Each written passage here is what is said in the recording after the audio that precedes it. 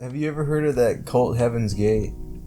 Yeah, I've heard of them. We should start a cult like that. It's gonna be called There's a 30 Nutsgate. Seconds to Mars cult. Yeah, I know. It's kind of cringy though. And I think, They're called 30 Seconds to Wheeze.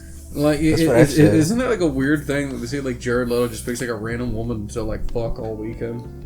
That's scary. Like, I'm surprised no one's really pointed that out. Like, no one's like, what if they do like There's a YouTube video about it. What if they do like a suicide pact or something? I don't know, but they say that like Jared Leto like for people to go to these like events, like I think they say it's like $1,500 for like a fucking ticket, and it's some random island that they're on.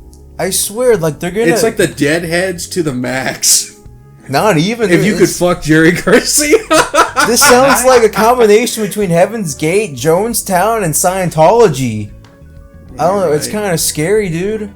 It sounds like I mean, it's not as cool as Heaven's Gate, where they all kill each other in an organized way. I've never heard of Heaven's Gate. It's fun. Like it's not. It's fun. It's fun. It's a cult that all killed themselves. No, okay, you're being too negative about it. Oh, so it is Jonestown. No, okay, so it's based. Are you familiar with Jonestown, Austin? What happened? I've heard of them. Yeah. Okay, here's the thing. Heaven's Gate was started by a man who obviously was in the closet but couldn't like let himself be gay, so he decided to say, "Hi, I am an alien Jesus disciple, and I want you to join my club." So he got a bunch of these idiotic people to join his club, and the next thing he knew that he got too big, and so he decided, "Fuck it, I'm gonna go along with this." And then he made all the males castrate themselves because he's like, you gotta not do those urges. They're bad for you.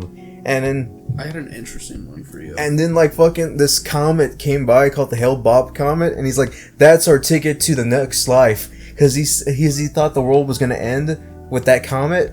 So everybody killed themselves, and then... Except, like, the 40 people who were just like, I forgot about that. And all of them died, and they're like, oh. Guess I dodged a bullet. Like, apparently, former members, after the suicide happened, they killed themselves too, because they're like, take me with you. And so only like 2 or 3 people still like are alive from the cult because they wanted them to manage the website. And the website's still up to this day. They're like, look guys, we're gonna die. All the world's gonna end, but that website's gonna stay up, world ending or not. So, I do have an odd question for you. What? This is gonna sound so... You wanna join my cult? No, this is gonna sound so stupid because we're on a podcast. What? But do you really listen to podcasts all that much, like on your own day? I actually do, surprisingly. There are 2 or 3 I listen to. Because I asked because I know you don't really listen to podcasts very I've much. listened to a few. I had a brief period in my life where I listened to them frequently, but I don't anymore. So there's this one about a cult that's really interesting. You should really check it out. It's on Spotify. It's a really fucking good one, dude. I could not stop listening to this thing. What's it called?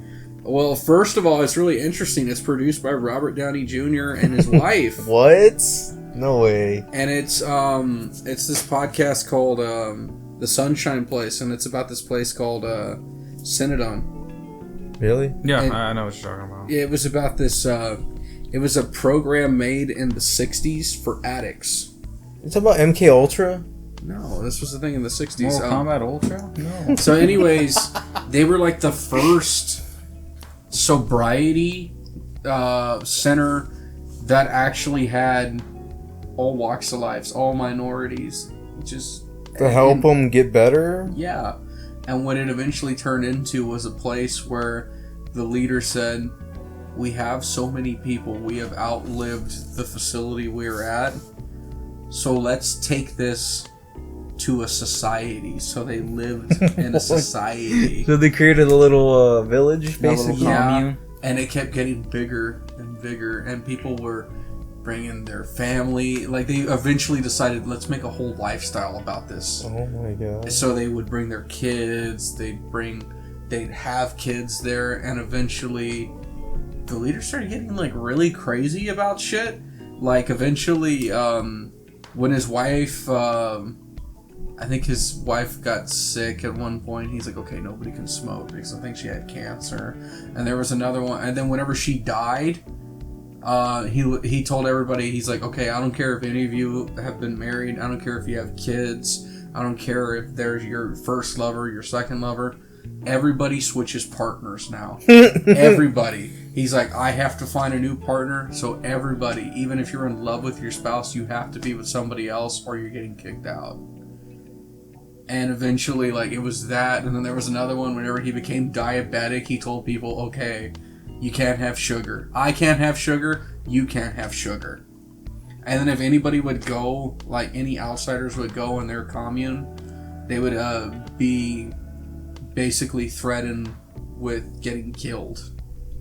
And nobody could talk about what was going on in the facility. Didn't the government shut this place down or something? Yeah, they eventually did. And then they like arrested the leader or something, or he died. I think he died, but eventually, yeah, they couldn't go. Like anybody that was from that community that left, they couldn't talk about it. And the kids couldn't run away from the facility. If they did, they would get sent back and they'd get lashings out of it. Oh my god. So the kids born for Synagogue didn't know any other way of life. So very few of them got out of it.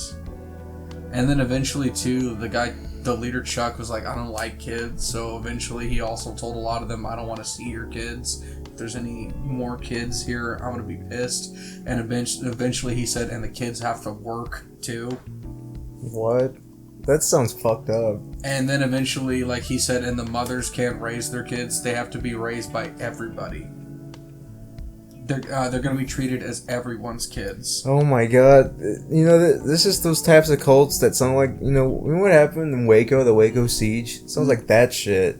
It sounds insane though, right? Yeah. And then apparently what's weird about it is they were good friends with the Jonestown guy. Well, it makes sense.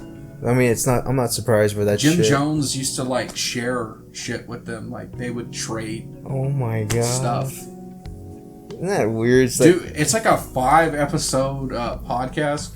If it sounds interesting, dude, I would really check it out. Because, like, every time I was listening to it, I was like, I cannot stop listening. This just sounds scary. Dude, it really is. But you, like, really check it out. Like, it's so... We're plugging somebody else's podcast. We really are, but it's so fucking insane because it's one of those things you're like, there's no way somebody would ever do such a thing. You would think, but... And it fucking happened. And every time, like, this dude was literally getting more extreme as he could get. And eventually, he just said later on, he did it just to fuck with them. He did it to see what they would be willing to do. That's scary. Like, honestly, there are still cults to this day. Whether you kids like it or not, Kanye is a cult leader, okay? Kanye is absolutely a cult leader. Anyways, like, seriously, listen to it. I think you'll like it. Alright, I'll give it a go. If you think Jonestown's interesting, you're gonna dig that What one. about Kanye Town? What's gonna happen? You know, it's funny though, for every time they bring up... Oh yeah, they actually had celebrities that went to Synagogue. Like, I think Jane Fonda visited, and she's like, this place is fucking weird. Oh, really? For her fucking taste? Yeah, there were some people that went and they're like, this is just an odd style of living. And then eventually, too, for some reason, they always associate the song Hotel California with Synagogue. Because they say it's one of those because you can check out any time in life, but you can never leave. Yeah, that's why people always associate it with it. Because nobody could technically leave this place because they would be shunned or they'd be beaten. They'd be frowned upon. That's cults for you. And then anybody that left too, even if they had kids born in Synagogue, they couldn't see their kids. Oh, they had to leave them there? Yeah. There was one guy. This place a cult classic. An almost cult classic. There was one guy I felt really bad for him. He left the place and he tried to win his kids back for like 10 fucking years. And he didn't get to see his kids, like, he only saw them when they were little. Oh, man. And he didn't get to see them until, like, they're, like, almost their 20s. Just because the cult's like, you're not having your kids. They said if you have any influence with them, they're getting kicked out, too. And we're not going to feed them, we're not going to take care of them, we're not going to do anything. That's terrifying. And there was, like, a story, too, where, like, one of the couples is like, yeah, I was in love with my husband, and the woman was like, there were women and men literally crying because they didn't want to leave their spouse. Because they're like, I'm in love with them. I really don't want any other way of life. And they had to do it for like 3 years. Oh my god. In closing, everybody, if you're devoted to somebody that shouldn't have a pedestal and it's extremely mentally unhealthy, Kanye, Do not follow them, okay? Don't follow Jared Leto. Don't follow people like that, okay? We're losing the Kanye fans. We're losing the Jared Leto fans. If you guys, I already lost them at words I shouldn't have said earlier, but if now we've you sealed it. honestly think that they know everything, you're a fucking idiot.